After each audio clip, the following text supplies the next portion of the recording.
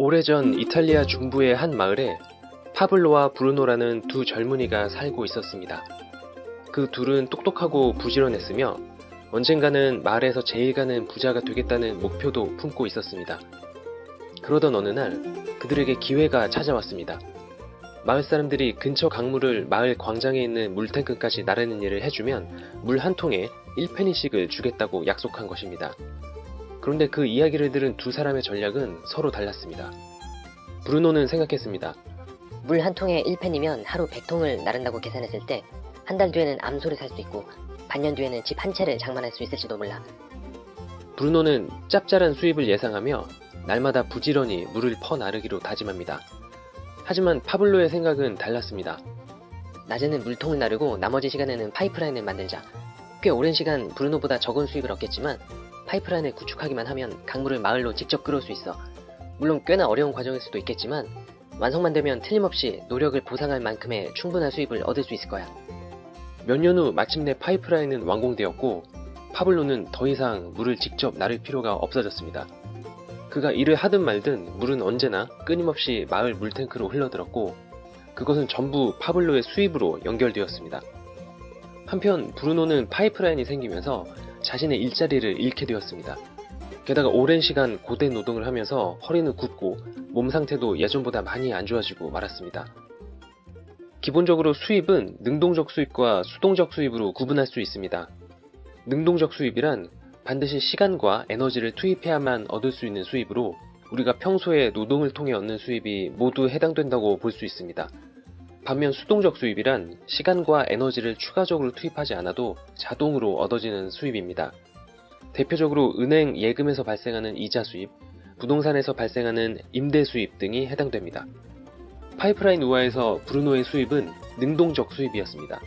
체력과 시간을 들여가며 얻은 수입이었고 일을 안 하게 되면 그 수입도 없는 것이었죠. 반면 파블로가 파이프라인을 통해 얻은 수입은 수동적 수입이었습니다. 일단 파이프라인이 구축된 이후에는 파블로가 굳이 일을 하지 않아도 수입은 저절로 끊임없이 발생되는 것이었습니다. 이 우화에서 파블로가 결국 일하지 않고도 여유를 즐길 수 있게 된 중요한 이유는 바로 파이프라인이라는 자본이 있었기 때문입니다. 그는 자신의 노력으로 저절로 수입을 만들어내는 자본을 구축해낸 것이었죠. 다시 말해 능동적 수입과 수동적 수입의 가장 큰 차이는 바로 자본에 있는 것입니다. 앞서 얘기한 예금과 부동산 외에도 저작권료와 같은 지식재산권 또한 중요한 자본에 속합니다. 특히 요즘 같은 시대에는 꼭 예금이나 부동산이 아니더라도 개개인의 노력에 따라 상당한 수준의 영향력을 발휘하는 자본, 파이프라인을 충분히 만들어낼 수도 있을 것입니다. 치열한 노력을 통해 자신만의 파이프라인, 즉 수동적 수입을 만들어낸다는 것은 오늘날 많은 사람들이 꿈꾸는 경제적 자유에 이르는 길과도 연결되어 있습니다. 욕망에 시달리지 않으면서 경제적 자유를 누리고 진정 자신이 원하는 삶을 살기 위해 여러분은 지금 어떤 파이프라인을 구축하고 계신가요? 우리 산업이 변화하고 있죠. 산업이 변화한다는 것은 금액이 또 우리 화폐가 또 변화한다는 얘기가 동일합니다. 우리가 1차 산업, 2차 산업, 3차 산업, 4차 산업, 5차, 6차, 7차 산업 계속 나오겠죠. 변화할 겁니다. 앞으로 변화가 될 거고요. 그 다음에 변화하는 속에서 화폐 개혁이 일어난다고 보셔도 됩니다. 우리가 예전에 문물 교환하다가 뭐 동전이 나오고 금 나오고 은도 나오고 막 이렇게 해가지고 종이, 뭐 카드, 뭐 여러 가지가 많이 나오잖아요. 그런 것처럼 지금은 이제 코인 시대입니다. 코인 시대. 4차 산업이 이제 발전이 되고 있는데 4차 산업에 있어서 뭐가 중요하냐면 이제 AI와 로봇이 이제 대체가 된다는 거죠. 직업군이 없어진다는 얘기입니다. 자, 이분이 구글에서 선정된 미래 학자입니다. 그런데 이분이 우리나라에 2015년도에 왔어요. 그래서 뭐라고 얘기했냐면 7년 전이죠. 거의 한 8년 전, 7, 8년 전 된 전 얘기죠. 그분이 뭐라고 말씀하셨냐면 이분께서 2030년까지 약 40억 개의 직업군이 있답니다. 근데 50%가 사라질 거래요. 근데 벌써 7년이 지났는데 그 말이 현실화되고 있죠. 뭐 때문에? AI와 로봇 때문에 그렇습니다. 아마 그런 걸 피부로 많이 느끼실 거예요. 우리가 보험회사에 전화 걸면 이쁜 여자 목소리로 나오죠. 근데 그게 사람 목소리가 아니고요. 우리가 타이핑해서 치면 그 타이핑한 대로 목소리가 나오는 프로그램이에요. 이게 이제 AI가 대신하고 있는 거죠. 상담원이 없어지는 거죠. 자, 이 10년 후에 없어질 직업 요인, 제 직업도 여기에 들어가 있고요. 아마 우리 이 사업 설명회를 처음 보시는 사장님들이나 아니면 우리 회원님들이 아마 여기 직업군에 속하지 않으신 분들이 거의 없으실 거예요. 저도 여기에 속해 있고요. 이런 직업들이 사라진다라는, 뭐 때문에? 로봇과 AI 때문에 사라진다라는. 그러면 우리 직업군이 없어질 적에 뭔가를 준비해야 되거든요. 그게 뭐냐? 부업이에요. 부업거리를 시작하지만, 왜냐하면 본업이 있기 때문에 부업으로 시작하는 거예요. 짜투리 시간을 이용해서 부업거리를, 내 미래를 위해서 어떻게 변할지 모르니까 준비를 하는 거죠. 저는 늘 준비해 와 있었는데 아주 그 연대를 잘 만난 것 같아요. 자, 메타버스 얘기를 또 안 할 수가 없습니다. 메타버스 시장이 점점 극대화되고 있고 또 엄청나게 커지고 있고 발전하고 있기 때문에 작년 중앙일보의 신문입니다. 3월 22일 날짜에 메타버스 시장이 1700조 시장입니다. 2030년까지. 근데 요거를 8개월 만에 조선일보가 정정 보도를 냅니다. 11월 25일 날 발표한 건데 메타버스 시장이 9천조예요. 9천조. 왜? 그때 당시에는 기업들이 참여할 거라고 생각을 했거든요. 근데 지금은 국가, 기업, 개인 모두가 지금 그쪽으로 쏠리고 있는 현상입니다. 왜냐하면 새로운 시장이 열렸고 새로운 먹거리가 탄생이 됐죠. 오죽하면 페이스북이 메타로 바꿀 정도니까요. 뭐 이런 뭐 개인적인 사적인 그런 이제 이유도 있어서 메타로 바꾼 이유도 있지만 이미 페이스북은 제가 조사한 바로는 2014년서부터 공식적으로 표면을 유출을 했어요. 메타버스 한다고. 근데 그 전서부터 이미 준비했다라는 거죠. 최소한 약 10년, 15년 전부터 구상을 했다는 얘기겠죠. 국가 예산입니다. 작년 국가 예산 2조 6천억. 엄청난 금액이죠. 이렇게 국가 예산이 쓸 정도니까 기업들이 안 들어올 수가 없고요. 개인이 안 들어올 수가 없어요. 당연히 들어가야 되는 거죠. 자, 금융권도 메타버스에 이미 뛰어들었고요.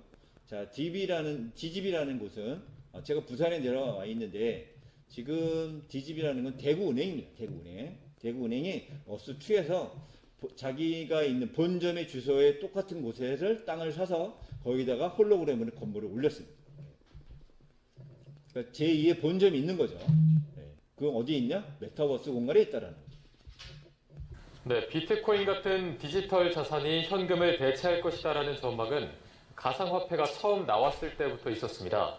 그런데 이러한 전망이 더 이상 미래의 일만은 아닌 것 같습니다. 네, 현금을 기반으로 사업해온 은행들도 위기감 속에 가상화폐 관련 사업을 뛰어들고 있습니다. 나경열 기자입니다.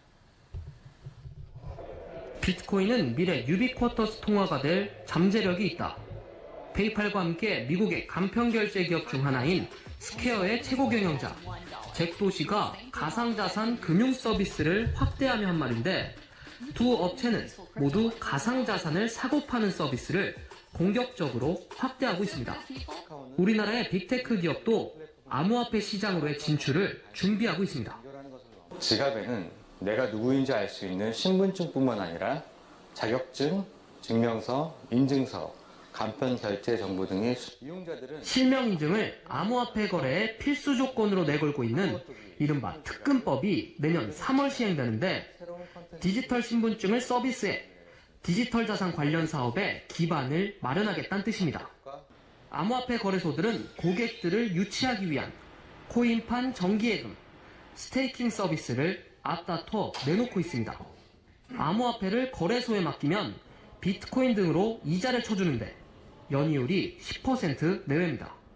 얼마 지나지 않아 현금과 디지털 자산의 경계가 허물어질 거란 전망이 우세하자 은행들까지 디지털 자산 서비스에 뛰어들고 있습니다.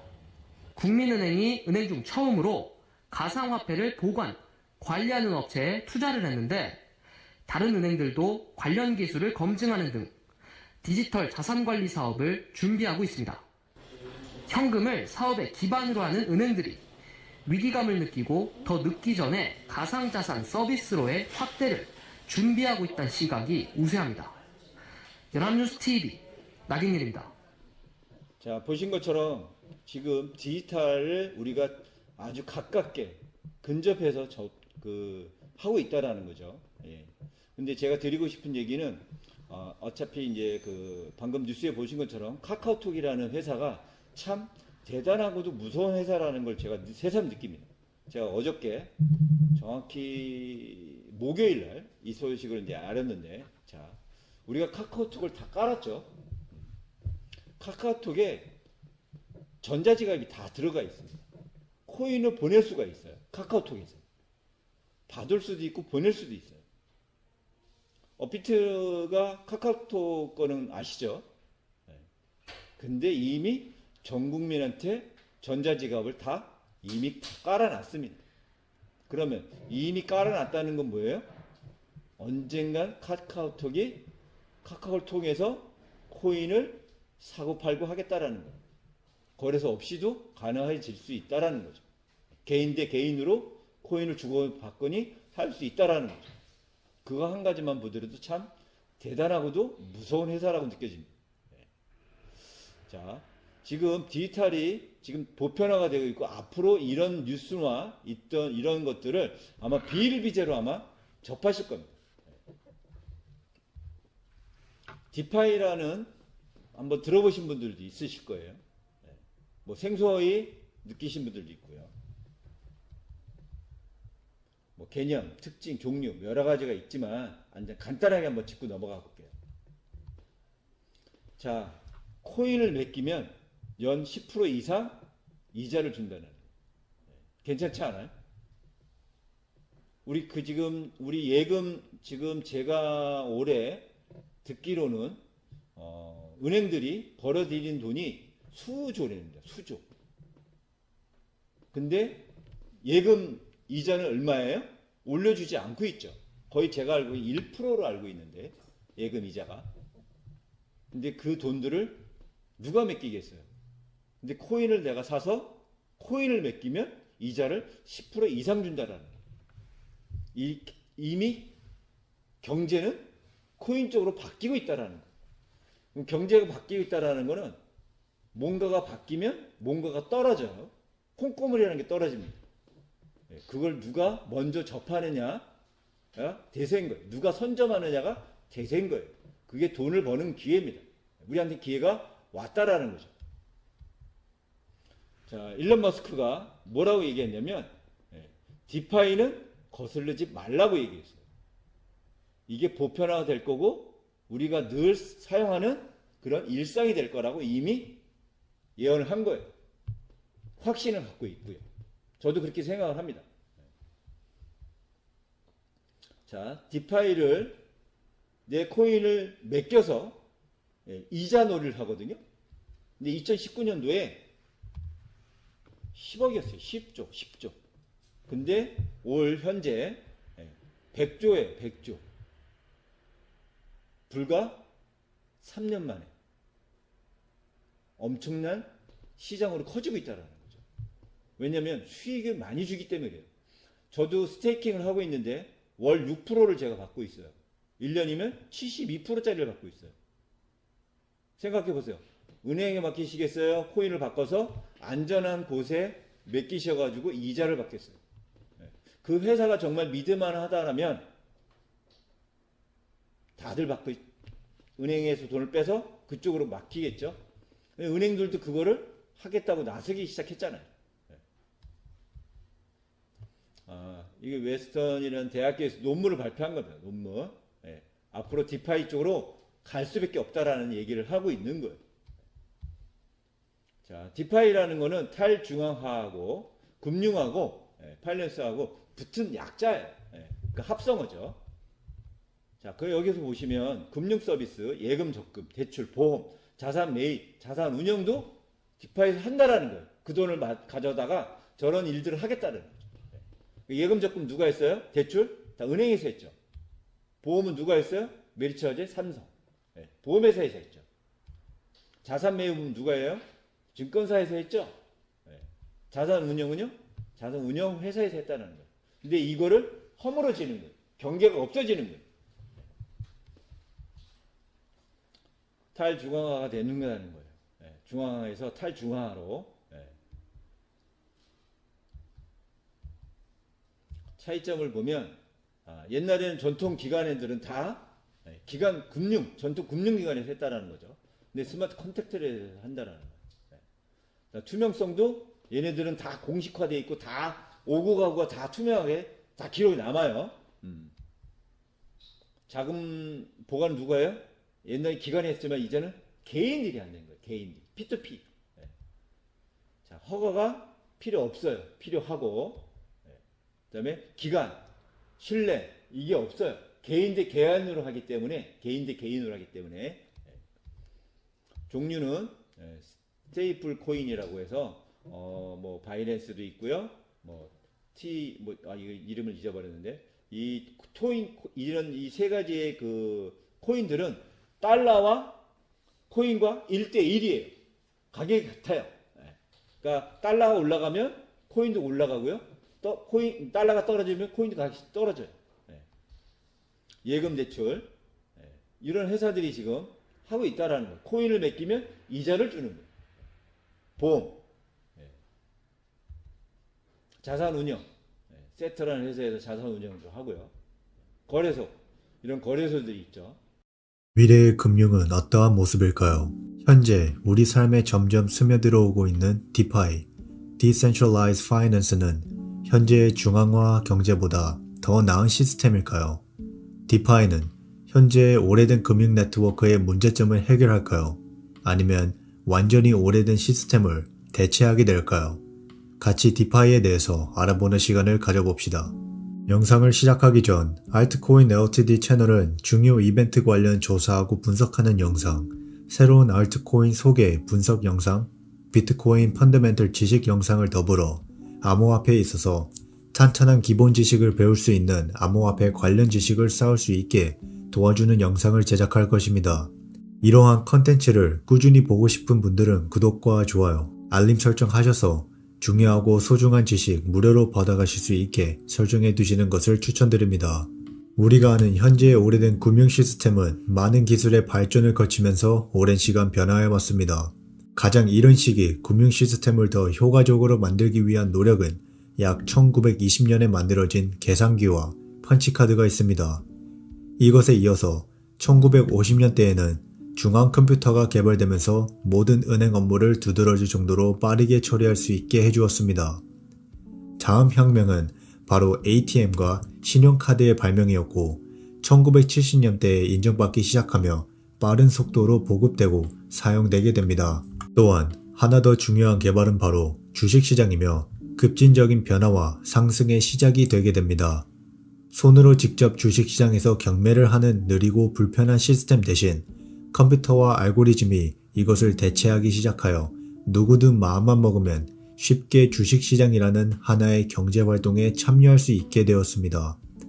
이것은 마치 암호화폐가 처음 제대로 관심을 받은 2017년도 또는 2020년을 보는 듯한 급진적인 성장을 하게 되는 상황과 비슷하다고 할 수 있습니다. 1990년 마침내 인터넷의 도입으로 폭발적인 성장력을 시작으로 주식시장, 예금, 출금, 대출, 전신송금, 해외송금 등 다양한 금융 서비스를 집에서도 간단히 모두 처리할 수 있는 현 시대를 맞이하게 되었습니다. 그 이후 바로 핀테크가 발전하게 됩니다. 핀테크란 영단어 파이낸스와 테크놀로지의 합성어로서 본격적인 금융과 기술력의 융합을 뜻하며 세계에서 핀테크 서비스의 시초는 바로 세계 간편결제 시장을 시작한 페이팔이 있습니다. 그 이후로 한국에선 여러가지 특히 카카오톡 같은 기업이 금융 서비스도 기술력을 접합하여 간편한 온라인 뱅킹부터 많은 금융 서비스를 카카오톡 내에서 모두 간편하게 시행할 수 있도록 서비스를 제공하기 시작하였습니다. 그 이후부터는 다양한 핀테크 서비스가 나왔는데 NFC, Near Field Communication의 약자로 근거리 무선 통신 기술로 이젠 핸드폰만으로도 현금 없이 단말기에 대기만 해도 지불을 할 수 있는 편리함을 얻어냈습니다. 이 모든 기술의 발전은 현재의 금융 서비스를 보다 편리하게 사용할 수 있게 현재를 만들어 주었습니다. 하지만 이러한 모든 금융 서비스의 발전이 100년 이상 지속해 왔음에도 불구하고 여전히 현재의 금융 서비스는 완벽이라는 수준에 근처도 도달하지 못하였습니다. 단순히 다른 나라에 있는 가족이나 친척을 위해 송금을 할 때, 주식을 처분하거나 매수할 때, 은행에서 중앙화 주식거래소나 암호화폐 거래소로 송금할 때 기본 몇 시간에서 주로 2일, 많게는 5일까지 시간이 소모되는 경우가 허다하며 그 과정에서 쓸데없이 많은 인력이 소모되며 당연히 비용도 그만큼 비싸게 됩니다. 막강한 힘을 가진 소규모의 사람들의 결정으로 1000만 명, 아니 몇억 명의 사람들이 그들에 의해 피해를 받거나 영향을 받게 되며 모든 피해를 서민들이 고스란히 받게 됩니다. 조 단위 이상의 자금을 마음대로 발행하고 축소하고 자신들의 편에 서 있는 자들은 온 힘을 다해 구제하고 도와주며 자신들에게 피해가 찾아오면 다시 한번 자신들의 막강한 권력으로 어떻게든 피해를 줄이는 그러한 경제 시스템. 이러한 모든 발전이 있음에도 불구하고 아직도 매우 뒤처지는 글로벌 뱅킹 시스템 때문에 자국에 있는 가족들을 위해 뼈빠지게 일하고 송금한 돈의 10%, 많으면 30%까지 빼앗기는 그러한 망가진 현재의 금융 시스템. 아직도 30억 명 이상의 인구가 제대로 된 은행 예금 서비스조차 제공받지 못하는 현재의 금융 서비스. 모두를 위한 평등한 권리를 가져야 하는 21세기에 아직도 기본 금융 서비스조차 누리지 못하는 사람들이 세계 인구의 절반 정도입니다. 그럼에도 불구하고 은행은 아직도 불필요한 인력을 고용해 현재의 느리고 비싸기만 한 은행 시스템을 유지하고 있습니다. 왜냐? 자신들의 권력을 유지하기 위함이죠. 이러한 상황에서 누군가가 혁신적인 아이디어로 현재의 망가진 금융 생태계를 개선하기 위한 프로젝트나 스타트업 회사를 차리려 해도 현재의 막강한 힘을 가진 그들에 의해 빛조차 보지 못한 채 시작도 할 수 없는 상황이 현대의 금융시장입니다. 아무리 현재의 핀테크 회사들이 나름 훌륭한 기술의 발전으로 여러가지 간편한 금융 서비스들을 제공하지만 이 모든 것은 사실 현재의 늙은 금융 네트워크 위에 지어진 기반이 언제 무너질지 모르는 곳에 집을 지은 것과 같습니다. 현재의 금방이라도 무너질 듯한 금융세계에 디파이가 비로소 탄생하게 됩니다. 디파이는 현재의 낡은 금융 시스템에 의존하는 것이 아닌 디파이는 암호화폐 기술, 블록체인, 마지막으로 탈중앙화의 영향력을 사용해 탄생하게 되었습니다. 이것은 새로운 패러다임, 금융에 있어서 완전한 새로운 기반의 네트워크가 형성되는 시작입니다. 디파이는 우리가 쉽게 접하는 모든 금융 서비스들, 담보대출, 예금 적금, 송금, 출금, 지불, 교환 등등 우리가 일상생활에서 간단하게 접할 수 있는 모든 서비스를 탈중앙화된 시스템 위에서 공평하고 싸고 효율적인 시스템으로 운영하게 되는 것입니다. 효율적인 면에선 대부분의 거래는 거의 순식간에 이루어지며 계속되는 발전으로 거래 체결 속도는 더욱 빨라지고 거래를 하는 상대방이 완전히 다른 대륙에 있는 것에 상관없이 효율적으로 진행됩니다. 그뿐만 아니라 대부분의 디파이는 사람의 노력 없이 성사될 수 있습니다. 평등함에 있어선 모든 서비스는 다른 이의 허가가 필요하지 않으며 검열에 있어서 저항력이 있습니다. 컴퓨터 또는 핸드폰 그리고 인터넷만 있으면 허가가 필요 없이 누구든 서비스를 어디서든 누릴 수 있으며 접속할 수 있습니다. 신분 확인이 필요하지 않으며 자신의 손익계산서를 제출하지 않아도 되며 국적이나 피부색 상관없이 그 누구든 평등하게 이 서비스를 누릴 수 있습니다. 세상 모두가 같은 방식으로 대접을 받게 되며 디파이는 당신이 어디서 왔는지, 피부색이 어떤지 상관없이 평등하게 같은 서비스를 제공할 것입니다.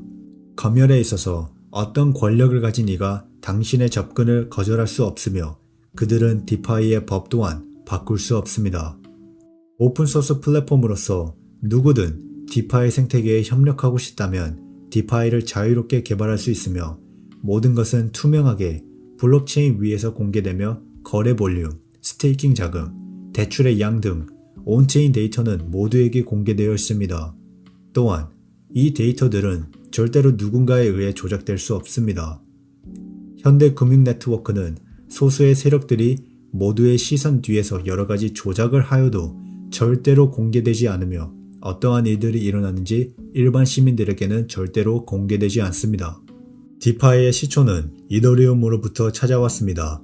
첫 번째 스마트 컨트랙트 플랫폼 암호화폐로서 여러가지 금융 관련 탈중앙화 어플리케이션이 자유롭게 개발되었으며 그 유명세로 인해 현재 디파이 생태계의 대략 80% 이상의 디파이는 이더리움 위에 지어졌습니다. 또 하나의 수치는 바로 탈중앙화 거래소의 시작으로 얼마만큼의 거래 볼륨을 만들어내는지도 좋은 예시입니다. 2020년 4월에는 대략 0.5 빌리언 달러에서 2021년 1월 만에 50 빌리언 달러의 거래 볼륨을 달성시키면서 100배의 성장성을 보여주고 있습니다. 간단히 중앙화 거래소의 문제점을 보여주는 가장 좋은 예시는 바로 2021년 1월 게임스탑 공매도 사건에 대해 로빈후드라는 중앙화 거래소의 대응이 있습니다. 공매도란 주식시장에서 남들의 주식을 빌리고 비싼 가격에 판 다음 가격이 떨어지면 싼 가격에 다시 매수하여 빌린 주식을 갚는 방식으로 주가가 하락할 거라고 베팅하는 것입니다. 이해를 돕기 위해 간단하게 게임스탑 사건을 설명하자면 시장에 대략 10,000개의 게임스탑 주식이 남아있고 펀드들은 10,000개를 다른 주주로부터 빌려 시장에 팔았으며 현재 총 20,000개의 주식이 시장에 풀렸습니다. 미국의 유명 웹사이트인 레딧의 Wall Street Bet 커뮤니티가 그 공매도 사실을 발견하고 엄청난 매수를 시전해버리고 수요와 공급의 성질에 따라 게임스탑의 주식이 솟구치기 시작하였습니다. 10,000개의 주식을 팔고 다시 매수해야 하는 펀드들은 시장에 10,000개 이하의 주식만 남아버리게 되면서 손실을 줄이기 위해 급하게 다시 이들로부터 주식을 사려고 하니 가격 폭등이 일으켰습니다. 이러한 상황에서 헤지펀드, 소수의 세력들을 돕기 위해 로빈후드는 자신들의 거래소에서 게임스탑 주식을 오직 매도만 할 수 있게 설정해버리면서 게임스탑 주주들이 주식을 팔 수만 있게 만들어버렸습니다. 이것은 권력 남용이고 조작입니다. 이러한 것을 모두 없애버리는 것이 암호화폐 블록체인 그리고 디파이이며 이러한 이유가 이 모든 암호화폐의 시작인 이유입니다. 간혹 중앙화적 성향을 더 많이 가지고 있는 암호화폐에 대해서 기술력만 월등하다면 괜찮다고 하는 대중들이 있으나 이런 문제 때문에 이 모든 암호화폐가 시작되었는데 다시 중앙화적인 암호화폐를 선호한다는 것은 더블 스탠더드, 이중잣대적인 마인드를 그대로 보여주는 것이 아닌가 생각이 됩니다. 디파이는 이 모든 것을 없애버립니다. 소수의 세력에 의해 조작되거나 컨트롤되지 않고 모든 것이 시스템에 의해 운영됩니다. 예금에 있어서는 수요와 공급에 따라 이자율이 자동적으로 조정되고 좀 더 리스크가 높은 예금 상품 같은 것이 있다면 리스크를 네트워크 내에서 측정하여 이자율을 적용하는 등 모든 것은 시스템에 의해 자동적으로 변합니다. 이 문제는 어떨까요? 10%에서 30% 가까운 은행 송금 수수료를 타지에 있는 가족에게 돈을 송금해야 하는 이민자들의 눈물은 어떡할까요? 디파이는 스테이블 코인을 사용해 변동성 없이 자금을 거의 신경도 안 써도 되는 양의 수수료만 지불하고 돈을 송금할 수 있게 되어 있습니다. 그리고 이 모든 송금은 겨우 몇 초에서 길면 몇 분 만에 완료됩니다. 현재의 시스템은 대략 적어도 이틀에서 5일까지 걸리는데 말이죠. 그렇다고 디파이에 아무런 챌린지가 없는 것은 아닙니다. 디파이를 비롯해 암호화폐에 있어서 계속해서 정부가 세금 문제 등을 토대로 지속적인 규제를 강화하고 있습니다. 또한 암호화폐 측면에 있어서 가장 큰 문제점은 역시 확장성입니다. 사용자들의 수가 늘어나고 여러가지 어플리케이션을 통해 다양한 경제 활동이 증가하면서 암호화폐가 모든 것을 신속하게 처리할 수 없는 상황에 놓일 수 있으며 이더리움의 경우에는 사용자가 증가하고 수요가 늘어날수록 가스 비용이 증가하는 문제점으로 많은 이들의 지적을 받아오고 있습니다. 이것을 개선하기 위해 이더리움 2.0을 현재 개발 중인 이유이기도 하죠. 하지만 이러한 문제점들은 결국 시간 문제이며 빠르게 발전하는 디파이 생태계에선 그저 단순히 초등학교와 중학교를 거쳐 대학교를 졸업하는 것과 같이 빠르게 스쳐 지나갈 간단한 문제들이라고 할 수 있습니다. 그렇다면 미래의 전통 금융시장들인 은행들은 어떻게 될까요? 그들은 빠르게 이 디파이를 수용하고 적응해야 자신들의 영역을 조금이라도 더 지킬 수 있게 될 것입니다. 디파이는 유저들이 직접 하나하나 완전히 이해하기 어려울 수도 있으니 그것을 대신해주는 대행 서비스를 은행이 지원하면서 사람들의 은행 서비스를 유지해야 할 것입니다. 몇 년 안에 대형 은행들이 디파이를 빠르게 적용하여 대행 서비스를 하는 날이 올 것이며 우리는 딱히 그것에 대해 놀라워하지 않을 것입니다. Decentralized Finance는 디파이가 아닌 파이낸스 그 자체로 새롭게 자리매김할 것이며 우리는 단순히 암호화폐에서 투기성으로 이것을 도박을 하지 않고 리스크를 줄이면서 확실하고 높은 이자율을 제공하는 디파이를 통해 부를 안전하게 증식시킬 수 있게 될 것입니다. 새로운 파이낸스, 새로운 금융, 모두에게 평등하게 오픈된, 공평한, 탈중앙화된 새로운 금융세계가 펼쳐질 겁니다. 여러분들은 미래의 금융시장이 어떻게 변할 거라고 생각하시나요? 이 영상이 도움이 되었다면 공짜 후원으로 구독과 좋아요, 알림 설정까지 해주시길 바랍니다. 그 다음 계속해서 자신의 지식을 계속해서 쌓을 수 있게 다른 영상들도 시청하는 것을 추천드립니다. 시청해주셔서 감사합니다.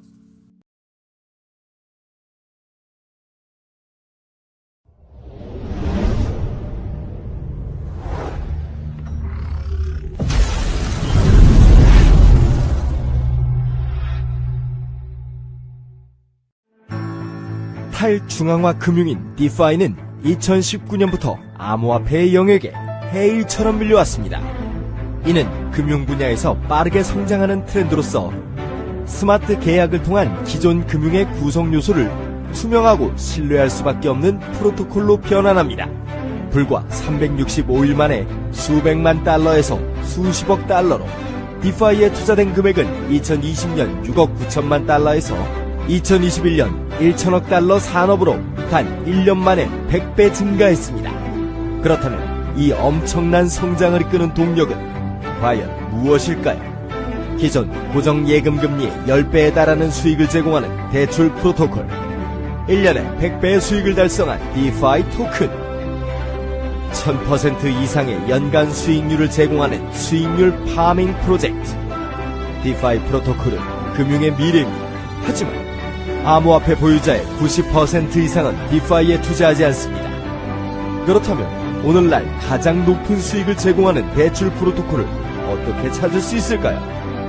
그 많은 토큰들 중에서 가장 성공적인 디파이 토큰을 어떻게 선택할까요? 당신이 파밍하고 있는 유동성 풀이 안전하다고 어떻게 확신할 수 있을까요?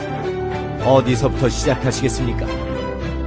디파이 중심의 암호화폐 자산 회사이며 역동적으로 도전하는 3Key 테크놀로지를 소개합니다. 우리는 디파이가 향후 10년 내에 기존 금융을 대체할 것이라고 믿으며 기관 및 개인 투자자에게 디파이의 수익을 즐기면서 편안하게 디파이로 전환하실 수 있도록 하는 것이 우리의 사명입니다. 저희의 독점적인 리라 시스템을 통해 투자자는 오로지 버튼 클릭만으로 복잡하고 광범위한 디파이 상품에 참여하실 수 있습니다. 3Key의 수익 전략은 다음과 같습니다. 활성 수율 최적화.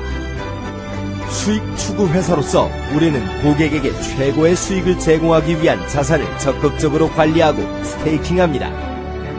대출 및 유동성 제공 기회. 우리는 자산을 가장 수익성이 높은 프로토콜에 빌려줌으로써 거의 제로 위험 이자를 만들어냅니다. 초기 단계 디파이 시드 펀딩. 우리는 성장 잠재력이 가장 높은 디파이 프로젝트의 시드 펀딩에 참여합니다. 블록체인 개발의 초창기부터 참여해온 강력한 전문가팀과 함께 3Key 시스템은 우리에게 안전하고 검증된 최고의 수익률 팜 프로젝트에 참여할 수 있게 하고 가장 높은 수익률을 제공하는 대출 프로토콜을 탐색해주고 그리고 가장 강력한 지원과 잠재력을 가진 디파이 토큰을 찾아주는 것입니다. 3Key 테크놀로지스, 지식으로 강화된 수익률. 오늘 저희와 함께 스테이킹하세요.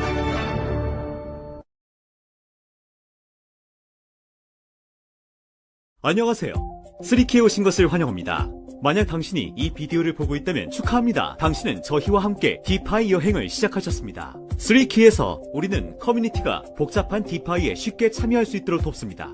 오늘 우리는 디파이 스테이킹 프로토콜에 대해 더 많이 정보를 공유해드립니다.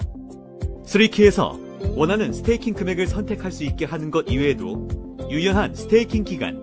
우리는 또한 포괄적인 보상 공유 모델을 제공하며 초기 자본의 최대 4배까지 보상받을 수 있습니다. 따라서 스테이킹 보상에 대해 알아보도록 하겠습니다. 알아야 할 3가지 핵심 포인트. 핵심 포인트 1. 고객을 위해 생성된 스테이킹 보상. 이는 3키가 수행하는 모든 현재 수확량 파밍의 평균 수익률에 따라 달라집니다. 핵심 포인트 2. 스테이킹 보상은 매일 자동으로 수확됩니다. 혹은 언제든지 수동으로 수확하도록 선택하실 수도 있습니다. 즉, 잠금 기간이 없습니다. 핵심 포인트 3. 모든 스테이킹 보상에는 성과 수수료가 적용되며 지불할 금액은 계약 유형에 따라, 즉 스테이킹 기간과 스테이킹 금액에 따라 다릅니다. 당신의 계약 유형, 스테이킹 기간, 금액에 따라 3키에는 2가지 유형의 계약이 있습니다. 라이트와 프로.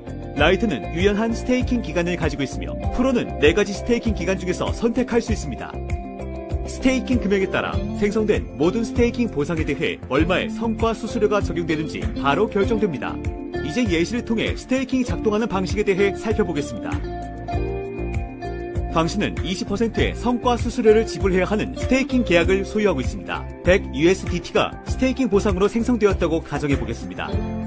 보상이 수확되었을 때 3키는 성과 수수료를 20USDT를 받고 나머지 80USDT는 당신의 지갑에 지급됩니다. 다음 예시로 넘어가 보겠습니다. 이번에 당신은 5%의 성과 수수료를 지급해야 하는 스테이킹 계약을 소유하고 있습니다. 100USDT가 스테이킹 보상으로 생성되었다고 가정해 보겠습니다. 보상이 수확되면 3키는 5USDT를 성과 수수료로 받게 되고 나머지 95USDT는 당신의 지갑에 지급됩니다. 이렇게 간단합니다. 이제 보상 공유 모델로 넘어가서 연합 보상에 대하여 알아보겠습니다. 알아야 할 3가지 핵심 포인트. 핵심 포인트 1. 당신이 친구들을 3키에 추천하고 프로 계약에 참여한다면 연합 보상을 즐길 수 있습니다. 핵심 포인트 2. 연합 보상은 당신의 계약 기간 또는 당신 친구의 계약 기간 중 짧은 것을 기준으로 계산합니다. 핵심 포인트 3. 연합 보상은 보상 한도에 포함됩니다. 성과 수수료와 마찬가지로 연합 보상 금액 또한 당신의 계약 유형에 따라 달라집니다. 지금부터 예시를 통해 연합 보상을 알아보겠습니다. 당신은 91% 스테이킹 계약을 소유하고 있습니다. 당신은 3%의 연합 보상을 받을 자격이 있습니다. 당신은 친구 조니를 추천했고 조니는 10,000USDT 361 프로 계약을 했습니다. 당신이 3%의 연합 보상을 받을 자격이기 때문에 당신은 아래와 같은 보상을 받게 됩니다. 3% 곱하기 10,000USDT는 300USDT의 연합 보상. 여기 다른 예시가 있습니다. 당신은 360일의 스테이킹 계약을 소유하고 있습니다. 당신은 12%의 연합 보상을 받을 자격이 있습니다. 당신은 친구를 추천했고 제시카는 10,000USDT로 181 프로 계약을 했습니다. 당신은 12%의 연합 보상을 받을 자격이 있지만 당신은 제시카의 계약 때문에 6%밖에 받을 수 없습니다. 따라서 계산은 다음과 같이 6% 곱하기 10,000USDT는 600USDT의 연합 보상을 받게 됩니다. 연합 보상은 매일 계산되고 당신의 수확 지갑에 지급됩니다. 이제 보너스 보상으로 넘어가겠습니다. 알아야 할 3가지 핵심 포인트. 핵심 포인트 1. 당신 밑에 2개의 배치 그룹을 가지게 되면 보너스 보상을 받을 수 있습니다. 각 그룹은 최소 20,000USDT의 계약금과 200일 이상의 계약 기간을 만족해야 합니다. 핵심 포인트 2. 보너스 보상 조건이 만족되면 1,000USDT가 보상으로 지급되고 프로 계약의 수확 지갑을 가지고 계시는 동안 요구 조건은 지속적으로 갱신됩니다. 핵심 포인트 3. 보너스 보상은 보상 한도에 포함됩니다. 이제 보너스 보상이 어떻게 적용되는지 알려드리겠습니다. 당신 밑에 배치 그룹이 계약 금액이 총 20,000USDT가 넘고 계약 기간이 200일이 넘어야 합니다. 만약 이 기준을 넘는 그룹이 1개뿐이라면 당신은 보너스 보상을 받을 자격이 없습니다. 당신이 새로운 친구 이본느를 추천하고 그녀의 그룹이 계약 금액 20,000USDT와 계약 기간 200일을 넘는다면 당신 밑에 2개의 배치 그룹이 기준을 만족하기 때문에 1,000USDT의 보너스 보상을 받게 됩니다. 마지막으로 커뮤니티 보상을 살펴보겠습니다. 알아야 할 3가지 핵심 포인트. 핵심 포인트 1. 당신은 3키를 친구들과 공유함으로써 커뮤니티 보상을 즐길 수 있습니다. 최소한 1명의 친구가 프로 계약으로 가입해야 합니다. 핵심 포인트 2. 커뮤니티 보상은 당신 그룹의 총 스테이킹 보상을 기준으로 성과 수수료를 제하고 계산됩니다. 핵심 포인트 3. 커뮤니티 보상은 보상 한도에 포함됩니다. 커뮤니티 보상을 받을 자격 단계 수는 프로 계약에 참여한 친구 수를 기준으로 합니다. 커뮤니티 보상에 대한 예시를 알아보겠습니다. 당신은 친구를 추천했고 따라서 5단계 커뮤니티 보상을 받을 자격이 있습니다. 커뮤니티 내에는 7개의 레벨 추천이 있고 각각 1000USDT의 스테이킹 보상을 생성합니다. 당신이 한 명의 친구를 추천했기 때문에 당신은 5단계 커뮤니티 보상 다음과 같은 금액을 받을 자격이 있습니다. 5 곱하기 1000USDT 곱하기 8% 400USDT 7단계의 보상을 모두 받으려면 다음 친구를 추천하고 10단계의 커뮤니티 보상을 받을 자격을 받아야 합니다. 당신이 다음 친구를 추천했다고 가정해봅시다. 그 친구가 3키에서 프로 스테이킹 계약을 했고 따라서 당신은 모든 7단계의 커뮤니티 보상을 모두 받을 수 있습니다. 계산하면 5 곱하기 1000USDT 곱하기 8%는 400 더하기 2 곱하기 7USDT 곱하기 4%는 80는 480USDT의 커뮤니티 보상을 받을 수 있습니다. 당신은 언제든 당신의 계약을 해지할 수 있습니다. 그러나 약간의 관리 수수료가 부과됩니다. 프로 계약에 대한 조기 해지. 지금까지 수확된 모든 스테이킹 보상이 원금에서 차감됩니다. 그리고 남은 USDT는 수확 지갑으로 지급됩니다. 해지하고 나서 7일 후에 당신은 수익을 ERC20 USDT 프로토콜을 통해 출금할 수 있습니다. 매주 월요일 모든 출금이 통합됩니다. 자금 출금에는 자금 통합 다음날부터 5에서 7일의 영업일이 소요됩니다. 질문이 있으시다면 언제든 친절한 직원들에게 문의해주세요. 3키 지식으로 강화된 수익률.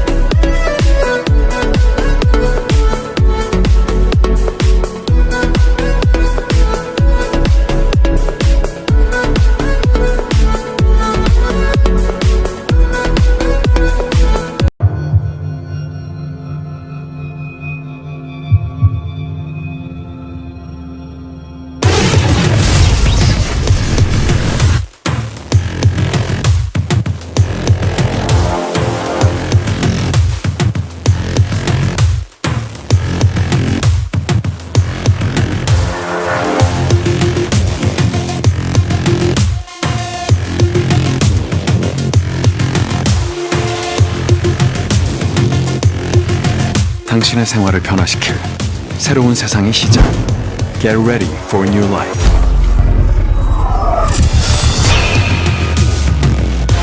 이루고 월드.